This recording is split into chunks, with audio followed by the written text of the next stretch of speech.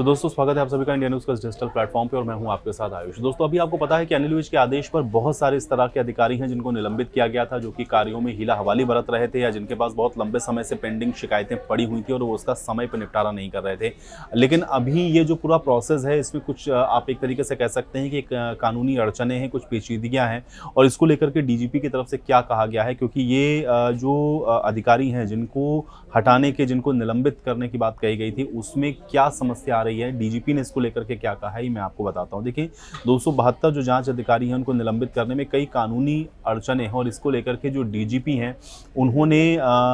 ACS को जो अपनी रिपोर्ट है वो सौंप दी है और उसमें उन्होंने ये बताया है कि इसके अंदर दरअसल जो प्रैक्टिकली या जो कानूनी अड़चने हैं वो किस प्रकार से आ रही हैं। तो सबसे पहले प्रदेश के गृह मंत्री अनिल विज ने जो लंबित मामले हैं उसमें जांच करने में अधिकारियों पर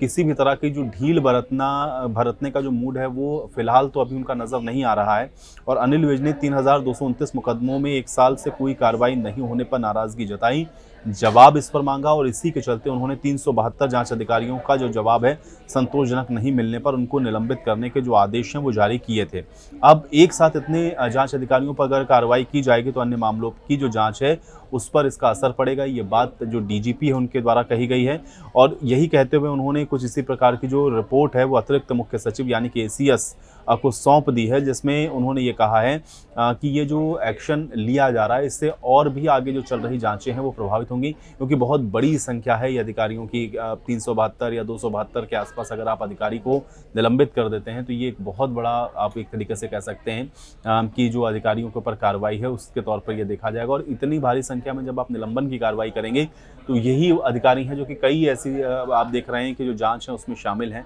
और ऐसे में और जो इससे संबंधित जांचें चल रही हैं वो भी कहीं ना कहीं इसकी वजह से प्रभावित होंगी। तो इसलिए प्रैक्टिकली ऐसा हो पाना संभव नहीं है या इसमें कुछ कानूनी अड़चने हैं। अब एसीएस को ये जो रिपोर्ट सौंपी गई है उस पर अब अंतिम फैसला एसीएस को करना और देखना यह है कि इस पर जो निर्णय है वो क्या लिया जाता है। तो उम्मीद करता हूँ कि जानकारी आपको सही लगी होगी। मिलते हैं अगले वीडियो में।